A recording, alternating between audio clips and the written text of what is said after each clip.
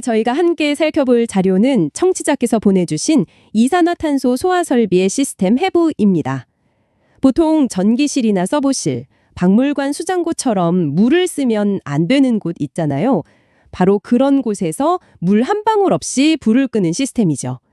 이 보이지 않는 가스가 어떻게 불을 끄고 또 그 과정에서 사람의 안전은 어떻게 지키는지 오늘 이 기술 규정의 속살까지 깊게 한번 파고들어 보겠습니다.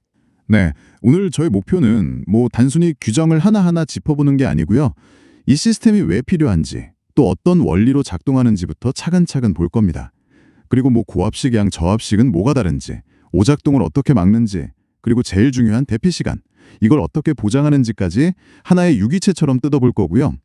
특히 올해 8월부터 아주 중요한 변화가 하나 생기거든요. 바로 냄새를 이용한 경보 시스템인데 이 부분도 자세히 다뤄보겠습니다. 좋습니다. 그럼 가장 근본적인 질문부터 시작하죠. 이산화탄소, 이거 우리가 숨 쉴 때 내뱉는 바로 그 가스잖아요. 이게 대체 어떻게 불을 끄는 건가요? 핵심 원리가 크게 두 가지입니다. 첫 번째가 말씀하신 대로 질식 소화가 맞고요. 고농도 이산화탄소를 확 뿌려서 그 공간의 산소 농도를 불이 붙을 수 없는 15% 이하로 그냥 확 떨어뜨려 버리는 거죠. 산소를 없애버리는 거군요. 네. 그런데 여기서 끝이 아니에요. 더 강력한 효과가 하나 더 있는데 바로 냉각 소화 효과입니다. 냉각이요? 네. 용기 안에 액체 상태로 있던 이산화탄소가 밖으로 나오면서 순식간에 기체랑 드라이아이스로 변하거든요. 드라이아이스. 그렇죠. 이 과정에서 주변 열을 어마어마하게 뺏어가요. 그래서 화재 현장 온도를 급격하게 낮춰버리는 겁니다. 와, 그러니까 산소도 차단하고 동시에 열도 빼앗아버리는 거의 이중공격이네요. 정확합니다. 그럼 이렇게 강력한 무게를 쓰는 방식도 상황에 따라 좀 다르겠어요? 그럼요. 크게 세 가지 방식으로 나뉩니다. 가장 대표적인 게 전역 방출 방식. 전역 방출이요? 네, 말 그대로 방 전체를 그냥 CO2 가스로 가득 채워버리는 개념이죠. 그래서 외부랑 딱 차단된 전기실이나 서버실 같은 곳에 적합하고요. 알겠습니다. 두 번째는 국소 방출 방식인데 이건 좀 더 외과 수술 같은 방식이에요. 외과 수술이요? 네, 방 전체가 아니라 불이 난 바로 그 기계나 컨베이어 벨트, 딱 그 부분에만 소화약제를 집중적으로 직접 뿌리는 거죠. 문제의 핵심만 정확히 타격하는 거군요. 그럼 마지막은 뭔가요? 마지막은 호스릴 방식인데요. 이건 우리가 흔히 보는 소화전 생각하시면 돼요. 사람이 직접 긴 호스를 끌고 가서 불난 곳에 뿌리는 수동 방식입니다. 보조적인 수단이군요. 그렇죠. 그리고 어떤 방식으로 뿌리든 어떤 종류의 불이냐, 이것도 중요해요. 자료에서는 이걸 표면 화재랑 심부 화재로 나누고 있죠. 표면 화재는 기름처럼 확 타오르는 불일 거고, 심부 화재는 이름처럼 속까지 깊숙이 타들어가는 불. 예를 들면 종이나 목재 같은 거겠네요. 정확하십니다. 표면 화재는 산소만 막으면 비교적 금방 꺼지는데 심부 화재는 속 안에 불씨가 계속 남아있거든요. 그래서 더 오랫동안 낮은 산소 농도를 유지해야만 완벽하게 끌 수 있습니다. 이 차이가 나중에 약제 양이나 방출 시간을 정하는 아주 중요한 기준이 되는 거고요. 알겠습니다. 원리는 이해가 됐고요. 그럼 이제 시스템의 심장부로 한번 들어가 보죠. 약제를 저장하는 방식이 고압식이랑 저압식 두 가지가 있네요. 자료 보니까 고압식은 익숙한 빨간색 가스통 여러 개 묶어놓은 것 같고, 저압식은 무슨 거대한 보온병처럼 생겼어요. 네, 그 비유가 아주 정확합니다. 고압식은 말 그대로 상온에서 이산화탄소를 엄청난 압력으로 밀어넣어서 조장하는 방식이에요. 압력이 어느 정도인데요? 내압 시험 압력이 25메가파스칼 이상인데요.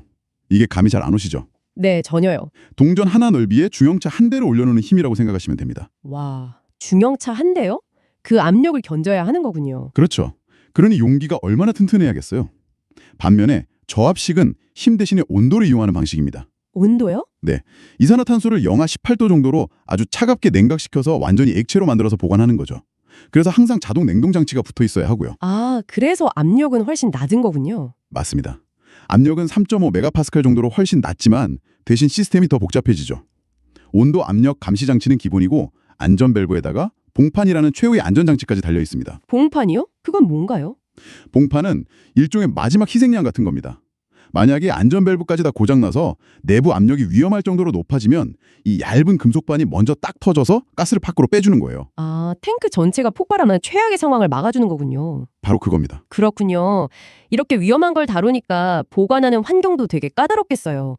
자료에 용기 사이에 3cm 간격을 둬야 한다는 규정도 있던데요. 네, 온도는 40도 이하로 유지하고 빛이나 비를 막아야 하는 건 기본이고요. 말씀하신 그 3cm 간격, 이게 사소해 보이지만 정말 중요합니다. 왜죠? 만약에 용기들이 빽빽하게 붙어 있으면 검사자가 용기 뒤쪽 밸브가 부식된 거나 아니면 미세한 균열 같은 걸 볼 수가 없잖아요. 아, 점검을 위한 최소한의 공간이군요. 그렇죠.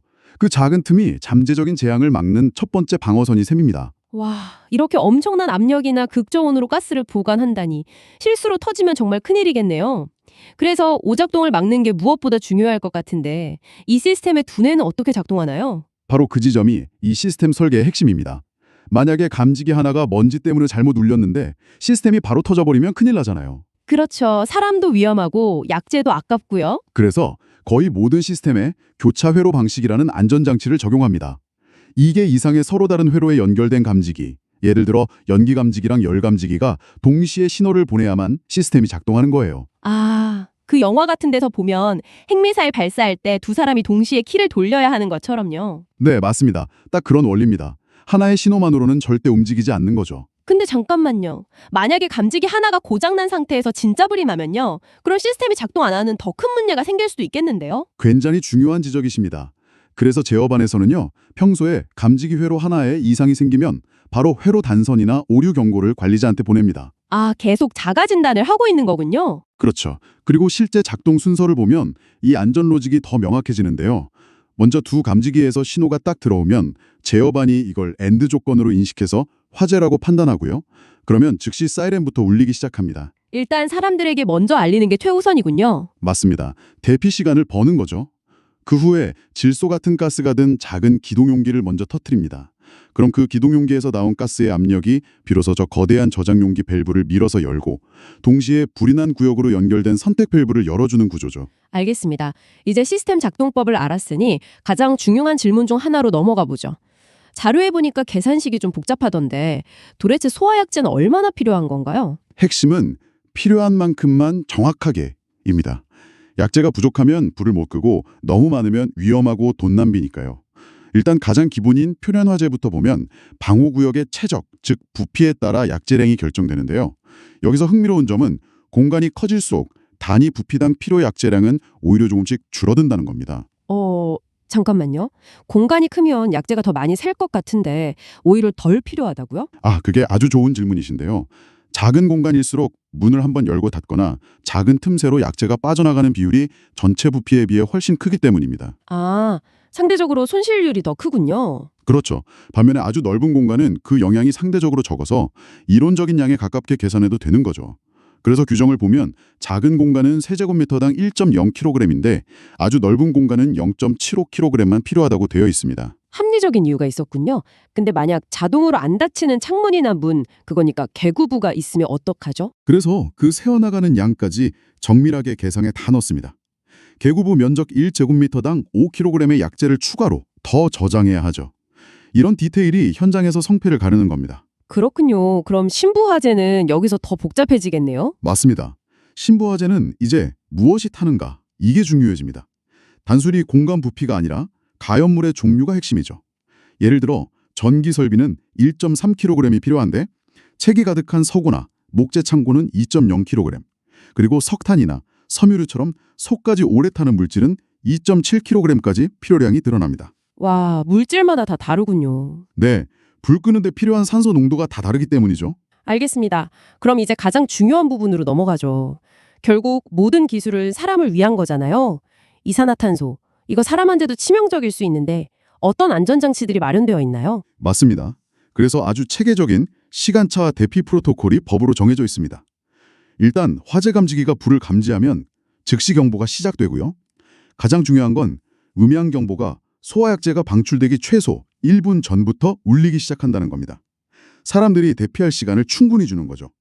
이 1분이 생사를 가르는 골든타임입니다. 그 1분 동안 시스템은 그럼 그냥 기다리기만 하는 건가요? 아니죠. 그 1분이 정말 바쁩니다.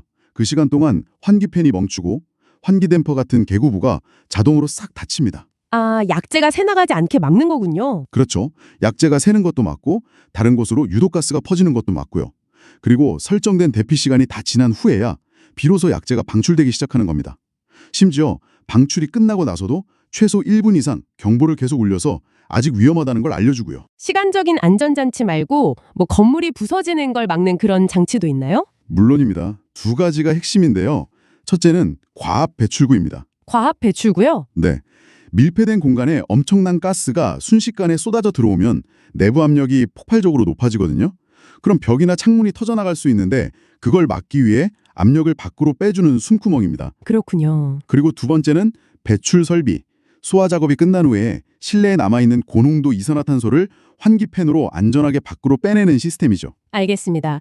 그리고 2024년 8월 1일부터 아주 중요한 규정이 새로 생긴다고요. 바로 부취 발생기 설치 의무화. 이건 뭔가요? 이게 인명 안전 분야에서 정말 획기적인 변화입니다. 지금까지 가장 큰 문제가 이산화탄소는 색깔도 냄새도 없어서 방출된 걸 사람이 바로 알아채기 어렵다는 거였어요. 아, 사이렌이 울려도 그냥 공사 소음인 줄 알거나 상황 파악을 못해서 대피를 못하는 안타까운 사고들이 있었거든요. 그래서 일부러 냄새를 섞어서 방출하는 거군요. 바로 그겁니다. 새로 도입되는 부취활생기는 이산화탄소가 방출될 때 우리가 아는 그 도시가스 냄새 같은 역한 냄새를 같이 섞어서 뿌려주는 장치예요. 와, 이제까지는 사이렌 소리 같은 청각에만 의존했다면 앞으로는 우리의 가장 원초적인 감각인 후각으로도 즉시 위험을 감지하고 본능적으로 대피할 수 있게 되는 거죠. 시각, 청각에 후각까지 더해서 다중으로 경보를 하는 거네요. 정말 중요한 변화 같습니다. 네, 아주 강력한 의지가 담긴 개정안이죠. 자, 그럼 마지막으로 이 복잡한 시스템의 핵심 기준들, 반드시 지켜야 하는 숫자들을 간단히 정리해 볼까요? 네, 몇 가지만 기억해 두시면 좋습니다. 첫째, 방출 시간. 표면 화자는 1분 안에, 심부 화자는 7분 안에, 국소 방출은 30초 안에 약재량의 95% 이상을 방출해야 합니다. 속도가 생명이군요. 그렇죠. 둘째는 헤드 압력입니다. 약재가 충분한 힘으로 멀리 고르게 뿌려지도록 고압식은 2.1메가파스칼, 저압식은 1.05메가파스칼 이상의 압력을 유지해야 하고요. 정전 상황에 대한 대비도 물론 필수겠고요. 맞습니다. 비상전원이 필수죠. 정전이 돼도 감시는 60분, 경보는 10분, 그리고 실제 작동에는 최소 20분 이상 시스템이 문제없이 돌아가야 합니다. 마지막으로 살치 금지 장소도 명확히 규정되어 있어요. 어떤 곳들이죠? 사람이 상시 근무하는 사무실이나 방지실처럼 대피가 어려운 곳, 그리고 니트로셀룰로스처럼 스스로 산소를 갖고 있어서 질식 소화가 안 되는 물질이 있는 곳에는 설치하면 안 됩니다. 오늘 우리는 이산화탄소 소화 설비라는 하나의 완성된 시스템을 그야말로 해부해봤습니다. 단순히 가스를 뿜는 기계를 넘어서 오작동을 막는 논리회로부터 타는 물질까지 고려하는 정밀한 계산, 그리고 무엇보다 사람의 안전을 최우선으로 한 다층적인 안전 프로토콜까지 정말 보이지 않는 곳에서 우리의 안전을 지키는 정교한 공학의 세계를 엿본 거겠습니다. 맞습니다. 오늘 내용을 바탕으로 청취자께 마지막으로 질문 하나를 던져보고 싶습니다. 오늘 본 것처럼 안전 시스템은 더 안전해지기 위해서 교체 회로나 부취 발생기처럼 점점 더 복잡한 규칙과 장치를 추가하잖아요. 네, 그렇죠. 그런데 여기서 이런 질문을 던져볼 수 있을 것 같아요. 안전을 위한 시스템이 지나치게 복잡해질 때 그 복잡성 자체가 또 다른 잠재적 고장이나 예상치 못한 위험의 원인이 될 수는 없을까? 완벽한 안전을 추구하는 기술의 발전이 만들어내는 새로운 딜레마에 대해 한 번쯤 생각해 볼 만한 문제가 아닐까 싶습니다.